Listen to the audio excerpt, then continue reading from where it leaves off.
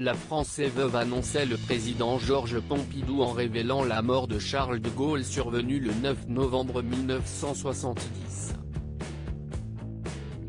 50 ans plus tard, ce fut au tour de Brigitte et Emmanuel Macron d'honorer la mémoire du général.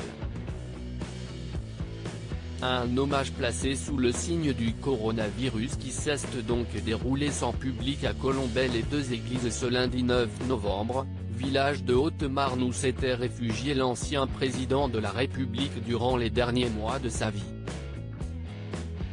Masqué, le couple présidentiel est apparu uni dans la couleur, puisque les tourtereaux ont tous deux opté pour une tenue noire, à l'image de ce sobre hommage, comme en témoigne un cliché relayé sur Instagram par Tristan Bromet, chef de cabinet de la Première Dame et conseiller technique au cabinet du président de la République.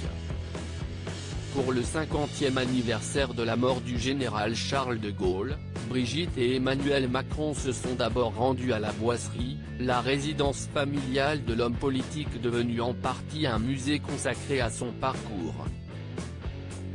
Les locataires du 55 rue du Faubourg Saint-Honoré se sont ensuite recueillis sur la tombe blanche où le chef de la résistance repose, avant de se rendre devant la Croix de Lorraine pour une cérémonie militaire.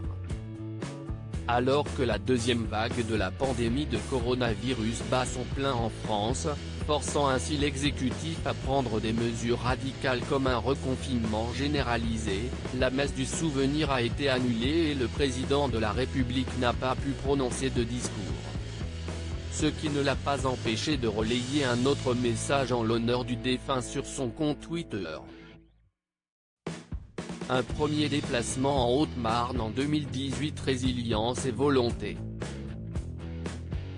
Cet esprit fut incarné par Charles de Gaulle, engagé pour la France dans les moments de douleur comme dans ceux de gloire.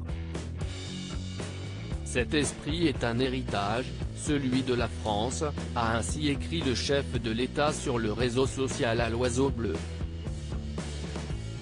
Pour Emmanuel Macron, il s'agissait d'un deuxième déplacement dans le village de Haute-Marne depuis son élection en 2017.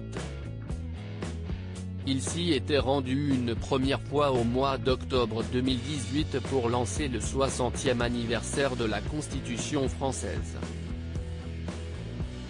Avant d'adresser une pensée émue pour le politicien, qui a succombé à une rupture d'anévrisme à l'âge de 79 ans, ce fut pour commémorer son appel à la résistance qu'il s'était déplacé jusqu'à Londres, au mois de juin 2020. Une journée organisée en plein déconfinement progressif symbolisant toutefois la relation franco-britannique, et durant laquelle le mari de Brigitte Macron retrouvait le prince Charles et Camilla Parker Bowles sur le perron de Clarence House.